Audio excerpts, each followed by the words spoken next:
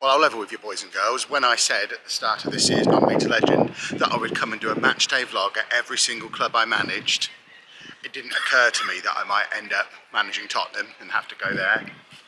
But here we are. I've just arrived in London. That's King's Cross behind me. I actually came into St Pancras, but King's Cross is a more famous building.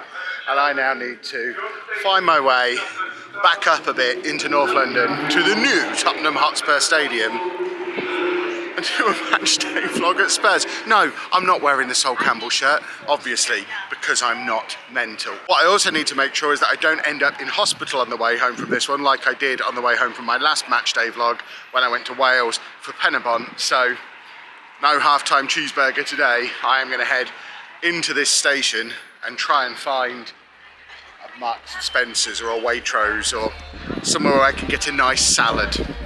Proper football grub. Then I'm going to find the football ground. I've got like 2 hours until kick-off.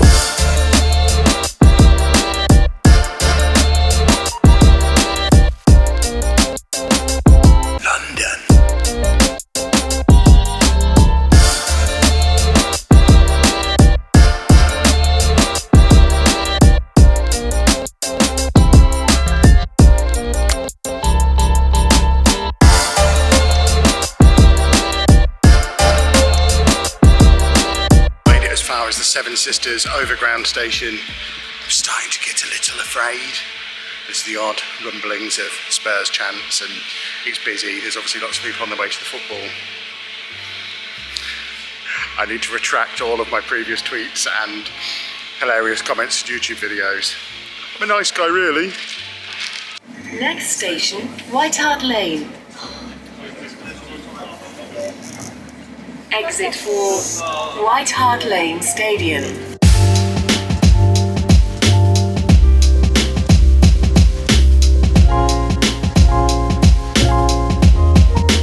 Here we go, first sighting of the stadium, which is through there somewhere. I know we all like to have a little bit of a giggle about half and half scarves as well, but it's Spurs West Ham today. There's a guy back there trying to flog his half and half scarves. Who in their right mind is buying a half and half Tottenham West Ham scarf? I don't think he's going to sell many of those today.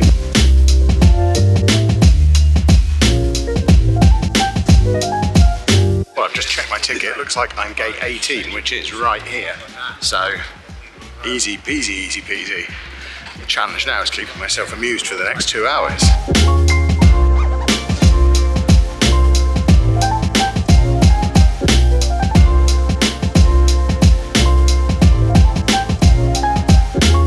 I've scouted the area and it appears we have a club shop over here, so I think we're going to head in there in a moment, see if we can find a little present for Editor Chris, because, you know, I'm nothing if not a kind and wonderful man, plus I kind of want a club shop carrier bag to put my Waitrose carrier bag in, because looking at the rules on the website I might be on iffy territory trying to get a bag into the ground.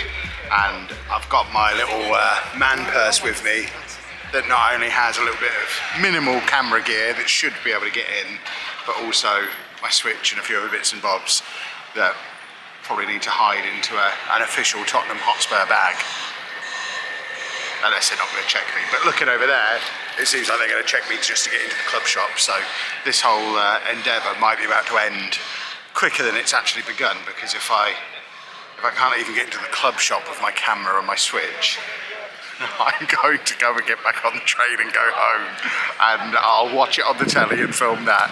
Well, we made it through the security and into the shop via a bag check, so I'm encouraged. Let's find Chris a present. So it seems like over this way we have loads and loads of replica shirts already pre-printed with names of every player you can possibly imagine, mainly kid sizes though. I don't think I'm going to squeeze into a kid's size, so we're having a further rummage. We're going deeper. This is the biggest, busiest club shop I have ever been in. Surprised that section's not already been reduced. Shh, we have to be snarky quietly. Exactly what I was looking for. Do you think he's a small or a medium? It's good to see they've already got the Champions League stuff knocked up after it was only a few days since I won it for them. Might get myself a Champions League pen. I don't know if I'm being thick. I can't find adult-sized replica shirts in here anywhere. This is what I'm actually looking for. Found them, but it looks like I'm having the same problem I had on the website. They've only got up to 2XL in the home shirt, which is why I had to get the away shirt before to fit my full-size adult male body. And obviously for Chris as well. I would quite like to wear one as a shield today though. I have found three XLs. They're very expensive. If I'm wearing one of those, I'm safe from being murdered, right? No, the biggest in the home shirt definitely seems to be the 2XL, which if I wanted it tattooing on me, I'd just go and get that done. Well, my plan to buy something so I could then use the carrier bag in the stadium has been foiled by the fact that they seal the bag and there's a big sign saying don't open the bag until you're inside the stadium. So they're on to me. They know what I was after. But I did get Chris a couple of presents. I'll show you them properly when we're inside because then I can actually take them out of the bag. But we got him a little Kev figurine, which for some reason I forgot to put the beard and glasses on, but he has a little Kev figurine and some bright yellow underpants. I think he probably would prefer that to a replica shirt. So that's what he's getting, because I'm nothing if not a kind and caring boss who just bought his employee underwear. Well, I've now wandered round to the other side of the ground to figure out where I'm supposed to go in. Gate 18, which is apparently just there. I am getting a little nervy that I'm not going to be able to get my little man purse in that's going to have this microphone, this camera, and like a battery pack for my phone and that kind of stuff in it, because no one else seems to have any kind of bag at all, and there's a bag drop that I've just walked past around there, and I'm not leaving my bag at a bag drop. So even if my ticket works, we might yet fall at the hurdle of Premier League fussiness. I've never had an issue getting this bag into a football match before. I took this to Preston. I've taken this to all manner of matches, posh matches, but yeah, not one bag on anyone. That is an ominous sign. Worrying for no reason at all, we are in without a hitch and ready to explore what I am reliably informed is the best food at any stadium in the country. It smells amazing in here. There's like proper food places. This is the marketplace that I'm in at the moment. That looks like it's got all kinds of, there's pizzas, there's various street food, bits and bobs that you can grab. I need to find something reasonably healthy. I've just had my little train station sandwich to tide me over about 2.5 hours ago, but I'm thinking if I have something healthy and delicious now, I'm less likely to go for the nasty half-time burger that sent me to hospital in Wales. We've got another place. This looks awesome. There's a pub, there's a live band. I don't recognise the song. This is an impressive stadium. There's a lot of stairs. I'm in the upper tier. I might not make it to kick-off. So even up on this level, we've got many facilities. That's a bar with pies, sausage rolls and whatnot. This, the grill, looks like where I might be able to get a more healthy option. I'm not sure what that healthy option is, but we'll figure it out. I'm struggling a little bit here. I feel misled by the website, because on the website it said that these tap-ins that are all around the stadium have salads and burritos and things like that, but it just seems to be pies and sausage rolls, unless they're so well hidden they don't advertise them anywhere in the stadium. This place has a mushroom burger, which might be quite nice. Yeah, I've walked past about 5 of these tap-ins now. They're all just sausage rolls and pies, so I feel like probably if I wanted something a little healthier, I probably should have gone to that little street market looking place downstairs, but there is no way I'm heading back down all those flights of stairs and then all the way back up here again. I will not survive it, so I think we're just going to find a drink and I'll eat afterwards. Scratch that, it's an hour till kick-off and I'm too hungry to wait 3 hours, so we've gone for the best we could find, which is a vegan sausage roll. I figured if I'm going to have pastry, I may as well avoid having meat in it.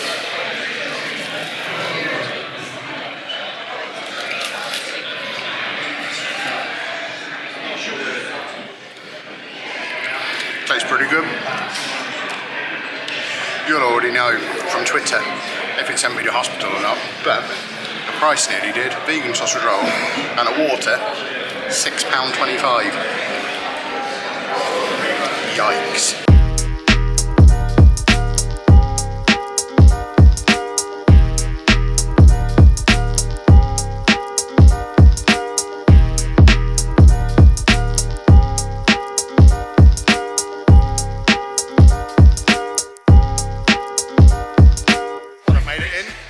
It's very loud in here. Not bad though, is it? Not a bad view. This is a big crowd. Well, they finally stopped talking over the loudspeaker and now we've got music playing, so I imagine not very much of this is going to be usable. But I'm in, I've made it to my seat. It is enormous. I've been to Wembley, I've been to the Emirates, I've been to Old Trafford. This feels very big and very shiny and new, but it's a nice stadium, as much as it pains me to say it.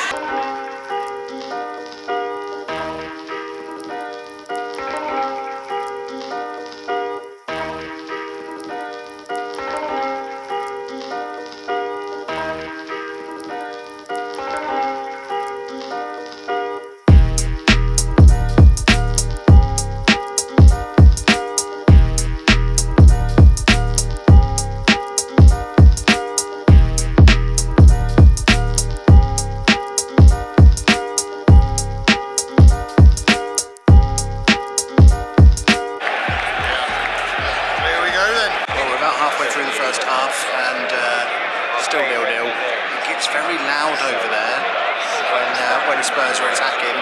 They have had more of the ball than West Ham, but West Ham have had the two best chances so far. So there seems to be frustration building around me.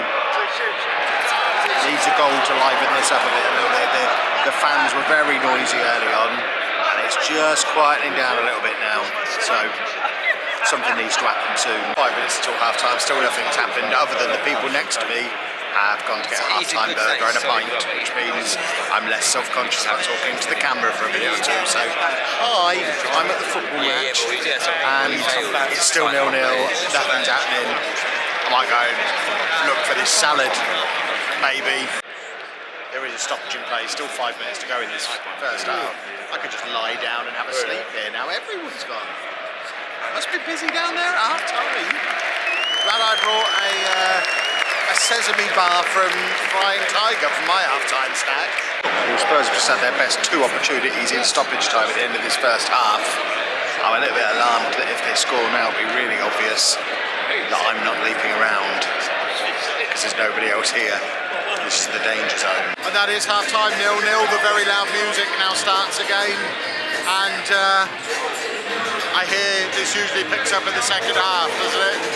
Well, we're 7-8 minutes into the second half. The people either side of me are still not back. And Spurs have had 3 very good chances to take the lead in this match. They are banging on the door, but nothing happening just yet. And as you can hear, there's time wasting going on from the West Ham goalkeeper. There's lots of paper aeroplanes being thrown onto the pitch and a general feeling of frustration all around me. As you can probably tell from the noise, it is now 1-0. I did stand up. I don't think anyone's noticed though. They're all very happy around me now. Goal.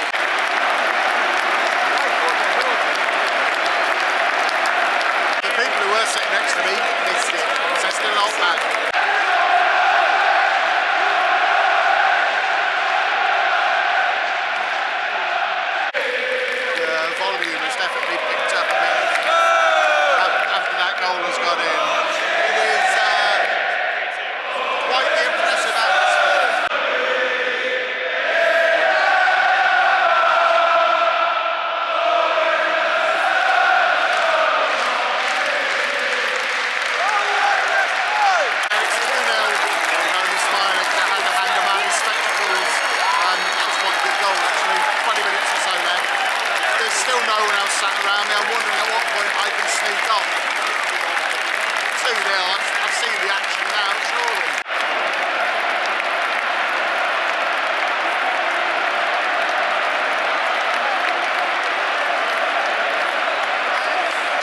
Second goal for Spurs, scored in his 72nd minute from number 7, Son. I made it to the 81st minute. You should be proud of me. But now, I'd quite like to beat the queues at the train station, so we're heading our way back down. This enormous staircase. By the way, I'd like it on record, first time I've ever left a football match early. You'll be seeing me do this again in a few weeks when I have to go to Milton Keynes Dons versus Cambridge as a Twitch forfeit. But I think this was an appropriate fixture to learn the technique. That was a nightmare journey back to the train station. It's almost as if I wasn't the only person who had the genius idea to leave early. Every train was packed, but this is my train home, so I will leave you all there. Next match day vlog is going to be in a couple of weeks' time. Barcelona versus Valencia. And then there's a few more to come after that as well. Thanks for watching. If you enjoyed this kind of content, please make sure you leave a nice big thumbs up on it for me. Subscribe to the channel, all that good stuff. And I'll see you again very soon. Toodle pip.